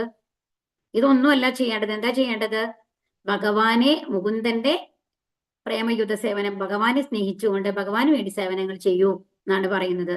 ഇന്ദ്രിയങ്ങളെ കൃത്രിമമായി നിയന്ത്രിക്കുന്ന പ്രക്രിയയേക്കാൾ ഭഗവത് ഭക്തിയുദ്ധ സേവനം കൂടുതൽ ഫലവത്തും പ്രായോഗികവുമാണെന്ന് സ്വന്തം അനുഭവത്തിലൂടെ ശ്രീനാരദൻ അരുളി ചെയ്യുന്നു. ഒരു ബലൂൺ നമ്മൾ വിയർപ്പിച്ചു വെച്ച് കഴിഞ്ഞിട്ട് നമ്മൾ പിടിച്ചുകൊണ്ടിരിക്കുന്ന വരയ്ക്കും അത് ആ ഒരു ലെവലിരിക്കും അല്ലെ. നമ്മുടെ കൈ ഒന്ന് വിട്ട് കഴിഞ്ഞാൽ എന്താ ഉണ്ടാവുക? അത്രയും ഫോഴ്സ് ആയിട്ടാണ് അതിന്റെ ഉള്ളിലത്തെ വായു പുറത്തേക്ക് വരിക. അതാണ് കമ്പൽഷൻ, ഫോഴ്സ്ഫുൾ ആയിട്ട്. അപ്പൊ ഇതുപോലെ തന്നെയാണ് നമ്മുടെ ഇന്ദ്രിയങ്ങളെ നമ്മൾ ബലപൂർവം നിയന്ത്രിച്ചു വെച്ച് കഴിഞ്ഞാല് അതിനുശേഷം അത് നമ്മൾ അതിനെ വിട്ടുകഴിഞ്ഞാൽ ആ സാധനയിൽ നിന്ന് നമ്മൾ ഉണർന്ന് നമ്മൾ ഭൗതികതയിലേക്ക് തിരിച്ചു വരുമ്പോൾ എന്താ ഉണ്ടാവുന്നത്? വീണ്ടും അത്രയും ആഗ്രഹങ്ങളും കൂടി നമ്മുടെ ഉള്ളിലേക്ക് തിരിച്ചു വരും. അത് അങ്ങനത്തെ നിയന്ത്രണം താൽക്കാലികമാണ് എന്നുള്ളതാണ് പറയുന്നത്. അതുകൊണ്ടാണ് വിശ്വാമിത്രന് മേനകയുടെ മേലെ ആകർഷണം വന്നു അല്ലെ. അത് എല്ലാവർക്കും അറിയുന്ന കാര്യം. എത്രയും മഹാനായിട്ടുള്ള മുനിയായിരുന്നു. ദുർവാസ മുനി എന്താ ചെയ്തത്? പരീക്ഷിത്ത് മഹാരാജാവിനോട് അവര് പറഞ്ഞു, എന്താണ് ആ പാരണ സമയം കഴിഞ്ഞ് അതിനുള്ളിൽ വന്ന് ഒരു തുള്ളി ജലം കഴിച്ചു എന്നുള്ളത് ഇതിന് വേണ്ടിയിട്ട് പനിഷ്മെന്റ് ആയിട്ടാണ് ഒരു അസുരനെ സൃഷ്ടിച്ചിട്ട് അദ്ദേഹത്തെ കൊല്ലാനായിട്ട് ശ്രമിച്ചത്. അപ്പൊ അവരുടെ നിയന്ത്രണം എവിടെയാ പോയത്? അപ്പം അതാണ് ഇങ്ങനെ യോഗ മൂലം അല്ല ഇത്തരം ഇന്ദ്രിയ നിയന്ത്രണങ്ങൾ നടത്തുന്ന ആൾക്കാർക്ക് അത് ശാശ്വതമായിരിക്കണമെന്നില്ല എന്നുള്ളതാണ് ഇവിടെ പറയുന്നത്. അതുകൊണ്ട് കൃത്രിമമായിട്ട് നിയന്ത്രിക്കലിനേക്കാൾ നല്ലത് എന്താണ്? ഭക്തിയുത സേവനത്തിൽ കൂടെ ഒരു ശുദ്ധ ഭക്തനാവുക എന്നുള്ളതാണ്. അതേസമയം എന്താണ് അംബരീഷ് മഹാരാജാവിന് എന്തെങ്കിലും പറ്റുമോ? അദ്ദേഹം ശരിക്കും ഒരു യോഗാഭ്യാസം നടത്തിയിരിക്കുന്ന ആളൊന്നുമല്ല, ഭക്തിയുത സേവനം ചെയ്യുന്ന ആളാണ് അംബരീഷ് അല്ലെ, നവവിധ ഭക്തിയിൽ കൂടി. അപ്പൊ അംബരീഷ് മഹാരാജാവിന് ഒരു കൊല്ലം പോലും പിന്നീട് ജലപാനം പോലും ഇല്ലാണ്ട് ആ ദുർവാസ മുനിയെ കാത്തിരിക്കാനായിട്ട് സാധിച്ചു. അതാണ് യഥാർത്ഥത്തിലുള്ള എന്ന് പറയുന്നത് എന്നാണ് ഇവിടെ പറഞ്ഞു തരുന്നത്. ഭഗവാൻ മുകുന്ദന്റെ സേവനത്തിൽ ഇന്ദ്രിയങ്ങൾ അതീന്ദ്രിയമായി നിയുക്തമാകുന്നു. ആകയാൽ അവ ഇന്ദ്രിയ ആസ്വാദനത്തിൽ വ്യാപൃതമായി തീരാൻ യാതൊരു അവസരവുമില്ല. ഇന്ദ്രിയങ്ങൾക്ക് എതിലെങ്കിലും വ്യാപരിക്കണം. കൃത്രിമമായി അവയെ നിരോധിക്കുന്നത് നിരോധമേ അല്ല. എന്തെന്നാൽ ആസ്വാദനത്തിനുള്ള എന്തെങ്കിലും അവസരം ലഭിക്കുന്ന ഉടൻ സർപ്പതുല്യമായ ഇന്ദ്രിയങ്ങൾ നിശ്ചയമായും ആ അവസരം മുതലെടുക്കും. അതാണ് നമ്മൾ എത്ര അടച്ചു പിടിക്കണോ അത്രത്തോളം ആഗ്രഹങ്ങൾ കൂടും എന്നാണ് പറയുന്നത്. മേനകയുടെ സൗന്ദര്യത്തിന് ഇവിടെ പറയുന്നുണ്ട് കേട്ടോ. മേനകയുടെ സൗന്ദര്യത്തിന് ഇരയായി അധപ്പതിച്ച വിശ്വാമിത്ര മുനിയുടേതുപോലുള്ള നിരവധി ദൃഷ്ടാന്തങ്ങൾ ചരിത്രത്തിലുണ്ട്. എന്നാൽ മനോഹരമായ ഈ വിഭൂഷിതയായ മായ അർദ്ധരാത്രിയിൽ ഹരിദാസ് ഠാക്കൂറിനെ വശീകരിക്കാൻ നോക്കിയെങ്കിലും അവൾക്ക് ആ മഹാഭക്തനെ പ്രലോഭിപ്പിച്ച് അവരുടെ കെണിയിൽപ്പെടുത്താൻ കഴിഞ്ഞില്ല. ഹരിദാസ് ഠാക്കൂറിന്റെ കഥ എല്ലാവർക്കും അറിയണ കഥയല്ലേ? ഹരേ കൃഷ്ണ. ഹരേ കൃഷ്ണ. ഓക്കെ. അപ്പൊ ഹരിദാസ് ഠാക്കൂർ എന്ന് പറയുന്നത് ചൈതന്യ മഹാപ്രഭുവിന്റെ ഒരു അതീവ ഭക്തനായിരുന്നു. അപ്പൊ ശരിക്കും പറഞ്ഞാല് മുസ്ലിം സമുദായത്തിലാണ് ഹരിദാസ് ഠാക്കൂർ ജനിച്ചത് കേട്ടോ. പക്ഷെ ചൈതന്യ മഹാപ്രഭുവില് ആകർഷനായിട്ട് ദീക്ഷ സ്വീകരിച്ച് ഹരിദാസ് എന്നുള്ള പേര് സ്വീകരിക്കുകയാണ് ചെയ്യുന്നത്. അപ്പൊ അതുകൊണ്ട് തന്നെ അന്നത്തെ കാലത്ത് നവാബ് ഹുസൈൻ ഷാ എന്ന് പറഞ്ഞിട്ടുള്ള ഒരു മുസ്ലിം അധികാരിയാണ് ഉണ്ടായിരുന്നത്. അവരെ സംബന്ധിച്ചിടത്തോളം അത് സഹിക്കാൻ കഴിഞ്ഞില്ല. കാരണം ഒരു മുസ്ലിം അല്ലേ. അപ്പൊ ഒരു മുസ്ലിം ആയിട്ടുള്ള ആള് ഹരേകൃഷ്ണ മന്ത്രം ജപിക്കുക ഒരിക്കലും പാടില്ല എന്ന് പറഞ്ഞു കഴിഞ്ഞിട്ട് ഹരിദാസ് ഠാക്കൂറിനോട് പറഞ്ഞു ഒരിക്കലും ചെയ്യാൻ പാടില്ല എന്ന്. ഹരിദാസ് ഠാക്കൂർ എങ്ങനെയാണെന്നുണ്ടെങ്കിൽ ഇപ്പൊ നമ്മളോട് എന്താ പറയുന്നത് 16 റൗണ്ട് നമ്മൾ ജപിക്കണം നമ്മൾക്ക് എല്ലാവർക്കും അറിയാം അല്ലെ, ഡെയിലി. പക്ഷെ ഹരിദാസ് ഠാക്കൂർ ജപിക്കാറ് 192 റൗണ്ടാണ്. ഒന്ന് ആലോചിച്ച് നോക്കും, 3 ലക്ഷം തവണ ഏകദേശം. അത് കഴിഞ്ഞിട്ടാണ് ഭക്ഷണം കഴിക്കുള്ളൂ. അത്രയും ശുദ്ധഭക്തനാണ് ഹരിദാസ് ഠാക്കൂർ. എന്നാൽ ഹരിദാസ് ഠാക്കൂറിന്റെ അഭിപ്രായത്തിൽ ഹരിദാസ് ഠാക്കൂറിനെ പറ്റിയിട്ട് ഹരിദാസ് ഠാക്കൂർ എന്താ പറയാന്നുണ്ടെങ്കിൽ, ഞാൻ ചഗായി മതായേക്കാളും മതപതിച്ചവനാണ്. അതായത് ഈ ലോകത്തുള്ള എല്ലാവരും എന്നേക്കാൾ ഭക്തരാണ്. അത്രയും എളിമയുള്ള ഒരു ശുദ്ധഭക്തനായിരുന്നു ഹരിദാസ് ഠാക്കൂർ. എന്നിട്ട് എന്ത് ചെയ്യുന്നുണ്ടെങ്കിൽ അവരുടെ ആൾക്കാർ വന്നു കഴിഞ്ഞിട്ട് ഒരു 24 മാർക്കറ്റ് പ്ലേസുകളുണ്ട് അന്ന്. മുസ്ലിം ഇതല്ല ഭരണാണല്ലോ. അപ്പോ അവിടെ കൊണ്ടുപോയിട്ട് ചാട്ടക്കിട്ട് അടിക്കാൻ പറയും ഹരിദാസ് ഠാക്കൂറിന്. അപ്പൊ ആദ്യം ജയിലിൽ കൊണ്ട് അടിക്കും. പക്ഷെ അവിടെ ഇരുന്നും മന്ത്രം ജപിക്കുകയാണ്, ഒരു വ്യത്യാസവും ഇല്ല. അത് കണ്ടവർ ഇയാളെ കൊല്ലണം എന്ന് പറഞ്ഞു കഴിഞ്ഞിട്ട് ആൾക്കാരെ ഏൽപ്പിക്കുകയാണ്. അവസാനം 24ാമത്തെ സ്ഥലത്തും അടിച്ചടിച്ച് കഴിഞ്ഞു കഴിഞ്ഞിട്ട് ഈ അടിക്കുന്ന ആൾക്കാർക്ക് വയ്യാണ്ടായി വീഴണ ലെവലിലാവും, അവര് മരിക്കും എന്നുള്ള അവസ്ഥയിലെത്തും. എന്നാലും ഹരിദാസ് ഠാക്കൂറിന് ഒരു കുലുക്കവും ഇല്ല, മന്ത്രം ജപിച്ചുകൊണ്ടിരിക്കുകയാണ്. അവസാനം അവര് ഹരിദാസ് ഠാക്കൂറിന്റെ കാലിൽ വീണിട്ട് പറയും, ഞങ്ങളെ രക്ഷിക്കണം, കാരണം നിങ്ങളെ കൊല്ലാൻ സാധിച്ചില്ല എന്ന് പറഞ്ഞു കഴിഞ്ഞാൽ അവര് ഹുസൈൻ നവാബ് ഞങ്ങളെ അവസാനിപ്പിക്കും, ഞങ്ങളുടെ കാര്യം കഴിയും, ഞങ്ങൾക്ക് ഫാമിലി ഒക്കെ ഉള്ളതാണ്, അതുകൊണ്ട് രക്ഷിക്കണം എന്ന് പറയുമ്പോൾ ഹരിദാസ് ഠാക്കൂർ ശരിയെന്ന് പറഞ്ഞിട്ട് സമ്മതിച്ചു കൊടുക്കുകയാണ്. എന്നിട്ട് അവർ മരിച്ച പോലെ അവർ കെട്ടിവിട്ട് സമുദ്രത്തിൽ എറിയും. അവിടെ നിന്ന് ആ കെട്ടൊക്കെ കഴിഞ്ഞുകൊണ്ട് ഹരിദാസ് ഠാക്കൂർ തിരിച്ചു വരികയാണ്. അത് ഭഗവാന്റെ അനുഗ്രഹമാണ്, ചൈതന്യ മഹാപ്രഭുവിന്റെ അനുഗ്രഹം കൊണ്ട്. എന്നിട്ട് ചൈതന്യ മഹാപ്രഭു ഹരിദാസ് ഠാക്കൂറിന് കാണിച്ചു കൊടുക്കും, നിനക്ക് വേദനിച്ചു ചോദിക്കും. അപ്പൊ പറയും ഇല്ല, എനിക്ക് ഒന്നും തോന്നിയില്ല, ഞാൻ മന്ത്രം ജപിച്ചുകൊണ്ടിരിക്കുകയല്ലേ എന്ന്. അപ്പോ ചൈതന്യ മഹാപ്രഭു തന്റെ പുറം കാണിച്ചു കൊടുക്കുകയാണ്. അത്രയ്ക്കും അടിച്ച പാടുകളാണ് ചൈതന്യ മഹാപ്രഭുവിന്റെ മേലെ ഉണ്ടാവുക. അപ്പൊ ഭഗവാൻ തന്റെ ശുദ്ധഭക്തിന് വേണ്ടിയിട്ട് അത് സ്വീകരിക്കുകയാണ് ചെയ്യുന്നത്. ഇത് ഇതിന്റെ കഥയുടെ ഒരു ഭാഗാട്ടോ. അപ്പൊ ഇവിടെ എന്താ പറയുന്നത്, ഇപ്പൊ ഹരിദാസ് ഠാക്കൂർ ഇന്നും അപ്പൊ എങ്ങനെയെങ്കിലും ഹരിദാസ് ഠാക്കൂറിനെ ഇതിൽ നിന്ന് പിന്തിരിപ്പിക്കണം എന്നുള്ളതാണ് അവരുടെ ലക്ഷ്യമായിരുന്നത്. അപ്പൊ എന്ത് ചെയ്യുന്നുണ്ടെങ്കിൽ ഒരു വേശ്യാവൃത്തി ചെയ്യുന്ന ഒരു അതീവ സുന്ദരിയായിട്ടുള്ള ഒരു സ്ത്രീയെ അദ്ദേഹത്തിന്റെ അടുത്തേക്ക് പറഞ്ഞേക്കുകയാണ് ചെയ്യുന്നത്, ഹരിദാസ് ഠാക്കൂറിന്റെ അടുത്തേക്ക്. അപ്പൊ എന്നിട്ട് ഹരിദാസ് ഠാക്കൂറിന്റെ അടുത്ത് വന്നിട്ട് അവരെ റിക്വസ്റ്റ് ചെയ്യും, എനിക്ക് നിങ്ങളുടെ കൂടെ ഒരു ദിവസം സ്പെൻഡ് ചെയ്യണമെന്നുണ്ട് എന്ന് പറയും. അപ്പൊ ഹരിദാസ് ഠാക്കൂർ ഒന്നും പറയില്ല, ചിരിക്കും. എന്നിട്ട് പറയും ഓക്കെ, അതിന് വിരോധമില്ല, പക്ഷെ 192 തവണ എന്റെ ജപം അവസാനിപ്പിക്കണം, അതിനുശേഷം മാത്രമാണ് അത് ചെയ്യാൻ പറ്റുള്ളൂ എന്ന് പറയും. അത് നിങ്ങൾക്ക് വെയിറ്റ് ചെയ്യാൻ പറ്റുമോ ചോദിക്കും. ശരി, ഞാൻ വെയിറ്റ് ചെയ്തോളാം എന്ന് പറയും. അത് ആ ജപം അവസാനിപ്പിക്കുമ്പോഴേക്കും രാവിലെ ആവും, 4 മണി 4:30 അപ്പൊ പറയും എന്റെ ജപം അവസാനിപ്പിക്കാൻ ലേറ്റ് ആയിപ്പോയി, അതുകൊണ്ട് നിങ്ങൾ ഇന്ന് വരൂ എന്ന് പറയാണ്. നെക്സ്റ്റ് ഡേയും ഈ സ്ത്രീ വരും, ഇത് തന്നെ റിപ്പീറ്റ്. 3-ാമത്തെ ദിവസം ആകുമ്പോഴേക്കും അവര് വന്നിട്ട് കാലിൽ വീഴാണ്, ഞാൻ അത്രയും വലിയ ഒരു തെറ്റാണ് ഞാൻ ചെയ്തത്, മറ്റുള്ളവരുടെ പ്രലോഭനത്തിൽ വഴങ്ങിയിട്ട് അങ്ങേപ്പോലുള്ള ഒരു ശുദ്ധഭക്തന്റെ എന്നെ ശിഷ്യയായിട്ട് സ്വീകരിക്കണം എന്നും പറഞ്ഞു കഴിഞ്ഞിട്ട് അവസാനം ഒരു ശുദ്ധ ഭക്തിയായിട്ട് മാറുകയാണ് ചെയ്യുന്നത്. അതാണ് ആ ശുദ്ധ ഭക്തി സേവനത്തിന്റെ മഹത്വം എന്ന് പറയുന്നത്. എത്ര പ്രലോഭനങ്ങൾ ഉണ്ടായി കഴിഞ്ഞു കഴിഞ്ഞാലും അവർക്ക് അതിൽ നിന്ന് ഒരു വ്യത്യാസവും വരില്ല, പകരം അതിന് വരുന്ന ആൾക്കാരെ അവർ ഭക്തരാക്കി മാറ്റും എന്നുള്ളതാണ്. ഭഗവത് ഭക്തിയുടെ സേവനമില്ലാതെ യോഗ പദ്ധതിയാകട്ടെ ശുഷ്കമായ ദാർശനിക ഊഹാഭോഹങ്ങളാകട്ടെ ഒരിക്കലും വിജയം കൈവരിക്കുകയില്ല എന്നതാണ് മൊത്തത്തിലുള്ള ആശയം. കാമ്യകർമ്മങ്ങളുടെയോ അഷ്ടാംഗ യോഗത്തിന്റെയോ ഊഹാപോഹപരമായ തത്വശാസ്ത്രത്തിന്റെയോ കലർപ്പ് ലവലേശം പോലുമില്ലാത്ത പരിശുദ്ധ ഭഗവത് ഭക്തിയുടെ സേവനമാണ് ആത്മസാക്ഷാത്കാര പ്രാപ്തിക്കുള്ള ഏറ്റവും ഉത്കൃഷ്ടമായ പ്രക്രിയ. അതാണ് പറയുന്നത്, എല്ലാത്തിനെയും വിട്ടുകൊണ്ട് പൂർണ്ണമായും ഭഗവാനെ സമർപ്പിച്ചുകൊണ്ട് ഭക്തി സേവനങ്ങൾ ചെയ്യുക. ശരിയാണോ തെറ്റാണോ ഒന്നും ആലോചിക്കേണ്ട ആവശ്യമില്ല. ഹരേകൃഷ്ണ മന്ത്രം ജപിക്കാൻ പറഞ്ഞാൽ നമ്മൾ ഹരേകൃഷ്ണ മന്ത്രം ജപിക്കുക, അതിന് ഫലം ഉണ്ടാവും. കാരണം ഒരു ഡോക്ടർ, വിദഗ്ധനായിട്ടുള്ള ഒരു ഡോക്ടർ ഒരു മരുന്ന് നമ്മൾക്ക് പ്രിസ്ക്രൈബ് ചെയ്യാണ്. അപ്പോൾ അത് കഴിഞ്ഞാൽ ആ മരുന്ന് നമ്മൾ അത് നല്ലതാണോ ചീത്തയാണോ എന്ന് അറിഞ്ഞിട്ടല്ല, ആ ഡോക്ടർ പറഞ്ഞു അതുകൊണ്ട് ഞാൻ കഴിക്കുന്നു എന്നുള്ള വിശ്വാസത്തിലാണ് നമ്മൾ കഴിക്കുന്നത് അല്ലേ. അപ്പൊ അതിന്റെ ഉള്ളിൽ എന്തൊക്കെ അടങ്ങിയിരിക്കണമെന്നൊന്നും നമ്മൾ ചെക്ക് ചെയ്യാറില്ല. പക്ഷെ അത് കഴിച്ചു കഴിഞ്ഞാൽ സുഖം മാറും, അതൊരു വിശ്വാസമാണ്. അതുപോലെ ഭഗവാനിൽ വിശ്വസിച്ചുകൊണ്ട് തന്റെ ഗുരുവിൽ വിശ്വസിച്ചുകൊണ്ട് ഭക്തി സേവനങ്ങൾ ചെയ്യുകയാണെങ്കിൽ തീർച്ചയായിട്ടും അവിടെ എത്താൻ സാധിക്കും. ആ ഭക്തി നമ്മൾക്ക് ലഭിക്കും, ഭഗവാന്റെ അടുത്ത് എത്താനായിട്ട് സാധിക്കും. അത്തരം ശുദ്ധ ഭക്തി സേവനം അതീന്ദ്രിയ സ്വഭാവ നിലയിലുള്ളതാണ്. അതീന്ദ്രിയ ഭക്തി സേവനം താഴ്ന്ന തലത്തിലുള്ള പ്രക്രിയയുമായി മിത്രമാകുമ്പോൾ അത് അതീന്ദ്രിയ മല്ലാതായിത്തീരുന്നു. മിശ്ര ഭക്തിയുടെ സേവനമെന്ന് അതിനെ വിശേഷിപ്പിക്കുന്നു. ശ്രീമദ് ഭാഗവതത്തിന്റെ രചയിതാവായ ശ്രീല വ്യാസദേവൻ ഈ ഗ്രന്ഥത്തിൽ എല്ലാവിധ വ്യത്യസ്ത അതീന്ദ്രിയ സാക്ഷാത്കാര പദ്ധതികളെ കുറിച്ചും പടിപടിയായി വിപുലീകരിച്ചിരിക്കുന്നു. അപ്പൊ പല തരത്തിലുണ്ട്. അപ്പൊ മിശ്ര ഭക്തിയുടെ സേവനം എന്ന് പറഞ്ഞാൽ എന്താണ്? ആ ഭൗതിക ആഗ്രഹങ്ങൾ പൂർണ്ണമായിട്ടും വിടുന്നില്ല. എന്നാൽ നമ്മൾ ഭഗവാനെ, ഇപ്പൊ നമ്മൾ അമ്പലത്തിൽ പോയിട്ട് നമ്മൾ ഭഗവാനെ അടുത്ത് പ്രാർത്ഥിക്കുന്നുണ്ട് അല്ലെ, എന്നാൽ നമ്മുടെ ശ്രദ്ധ മുഴുവൻ എവിടേക്കാണ്? ചിലപ്പോൾ അത് ഭൗതിക കാര്യങ്ങൾക്ക് വേണ്ടിയിട്ടാവും ഭഗവാന്റെ അടുത്ത് പോകുന്നത്. അതാണ്, അങ്ങനത്തെ ഭക്തിയാണ് മിശ്രഭക്തി എന്ന് പറയുന്നത്. ശുദ്ധഭക്തിയിൽ വന്നിട്ട് നമ്മൾക്ക് ആഗ്രഹങ്ങളൊന്നുമില്ല, ഭൗതിക ആഗ്രഹങ്ങളൊക്കെ നമ്മളെല്ലാം ഭഗവാനെ സമർപ്പിക്കുകയാണ്. ഭഗവാൻ എന്താ ഇഷ്ടം അതുപോലെ എന്നെ കൊണ്ട് പ്രവർത്തിപ്പിച്ചാൽ മതി എന്നുള്ള ലെവലിലാണ്. അപ്പൊ എല്ലാം ഭഗവാന് വേണ്ടി സമർപ്പിക്കുന്നതാണ് ശുദ്ധഭക്തി എന്ന് പറയുന്നത്. അപ്പൊ എല്ലാ തരത്തിലുള്ള ഭക്തിയെ കുറിച്ചിട്ടും ശ്രീല വ്യാസദേവൻ പടിപടിയായിട്ട് ഇതിൽ പറഞ്ഞിട്ടുണ്ട് എന്നുള്ളതാണ് പറയുന്നത്. അടുത്തൊരു ശ്ലോകം വായിക്കാനുള്ള സമയമില്ല, ശ്ലോകം മാത്രം വായിച്ചു നിർത്താട്ടോ. ശ്ലോകം 38 അല്ലേ, അല്ല 6 അല്ലേ? സർവം തദിതമാഖ്യാതം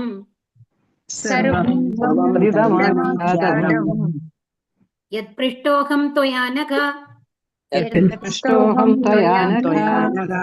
ജന്മകർമാരഹസ്യം മേ ഭവതശ്ചാത്മതോഷണം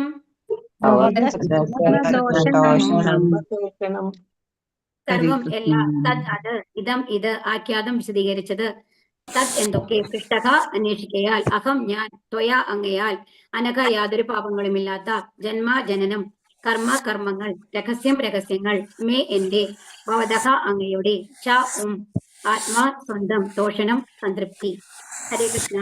നമ്മള് അടുത്ത ക്ലാസ്സിൽ തുടങ്ങാം കേട്ടോ. ഇനി ബാക്കിയുള്ളത് ഈ ശ്ലോകം തൊട്ട് മാതാജി വീണ്ടും എടുക്കും നിങ്ങൾക്ക്. അപ്പൊ എന്തായാലും നാരദമുനി നമ്മൾക്ക് എന്താണ് നമ്മൾക്ക് പറഞ്ഞു തന്നിട്ടുള്ളത്? ഭക്തി സേവനങ്ങൾ ചെയ്യുക, അത് നിർത്താണ്ട് അഹൈതുകി അപ്രതിഹത എന്നാണ്. അപ്പൊ എത്ര നമ്മൾക്ക് ഒരുപാട് പ്രലോഭനങ്ങൾ ഉണ്ടാവാം വീട്ടിലോ സൊസൈറ്റിയിലോ. പലരും പറയും എന്തുകൊണ്ടാണ് ഹരികൃഷ്ണ മന്ത്രം ജപിക്കുന്നത്, ഈ പ്രായത്തിൽ ചെയ്യേണ്ട കാര്യങ്ങളാണോ അത്? അങ്ങനെ പലപ്പോഴും പല ചോദ്യങ്ങളും നമ്മൾക്ക് വരാറുണ്ട്. പക്ഷെ അതിനൊന്നും തളരാതെ നമ്മൾ ശരിയായ കൂടിയാണ് നമ്മൾ പോകുന്നത്. നല്ല ഒരു വിശ്വാസത്തോട് കൂടിയിട്ട് എല്ലാവരും എന്ത് ചെയ്യണം? ഹരേ കൃഷ്ണ മന്ത്രം ജപിക്കാൻ നോക്കുക, ഭഗവാന് സമർപ്പിച്ച പ്രസാദം കഴിക്കാൻ നോക്കുക. പൂർണ്ണമായും ചിലപ്പോൾ ഉള്ളി വെളുത്തുള്ളിയൊക്കെ കഴിക്കുന്ന ആൾക്കാരായിരിക്കാം, അത് പൂർണ്ണമായിട്ട് നമുക്ക് വിടാൻ സാധിച്ചിട്ടില്ലെങ്കിൽ കൂടി, നോൺ വെജ് കഴിക്കുന്ന ആൾക്കാർക്ക് അത് നിർത്താൻ സാധിക്കുന്നില്ലെങ്കിൽ കൂടി ഈ ഒരു സേവനം ഭഗവാന് വേണ്ടി എന്തെങ്കിലും സമർപ്പിക്കുക. ഒരു തുളസി വെള്ളമെങ്കിലും ശുദ്ധമായിട്ട് സമർപ്പിക്കാൻ ശ്രമിക്കുക. ഹരികൃഷ്ണ മന്ത്രം റെഗുലറായിട്ട് ജപിക്കാൻ ശ്രമിക്കുക. തീർച്ചയായിട്ടും ഭഗവാൻ തന്നെ വഴി കാണിക്കും നമ്മൾക്ക് ആ ഭഗവാനിലേക്ക് എത്താനുള്ളത്. അപ്പൊ ഈ ഭഗവത്ഗീത പഠനം പോലും അതിനുള്ള ഒരു മാർഗമായിട്ട് നിങ്ങളുടെ മുമ്പിൽ ഭഗവാൻ തന്നിട്ടുള്ളതാണ്. ഒരിക്കലും നിർത്താതിരിക്കാൻ ശ്രമിക്കുക മാക്സിമം. അതായത് നമ്മൾക്ക് അതിനൊരു ദൃഢനിശ്ചയം വേണം. നമ്മൾ 3 നേരം ഭക്ഷണം കഴിക്കാണ്ടൊന്നും ഇരിക്കില്ലല്ലോ. വിശന്ന് കഴിഞ്ഞാൽ എന്തെങ്കിലും ഭക്ഷണം ഉണ്ടാക്കി കഴിക്കും അല്ലേ? അതുപോലെ തന്നെ ഒരു കാര്യമായിട്ട് ഈ ഭക്തി സേവനത്തിനെ കാണുക, അത് എന്നും തുടരണം എന്നുള്ള ഒരു മനസ്സ് കൊണ്ടുവരിക. തീർച്ചയായിട്ടും എല്ലാവരും ആത്മീയ പുരോഗതി ഉണ്ടാവും. അപ്പോൾ ഭഗവാന്റെ അടുത്തെത്താനുള്ള ഒരു വഴി ഭഗവാൻ തന്നെ ദദാമി ബുദ്ധിയോഗം ഭഗവാൻ തന്നെ കാണിച്ചു തരും. ഹരേ കൃഷ്ണ. ഹരേ കൃഷ്ണ മാതാജി. ഹരേ കൃഷ്ണ മാതാജി.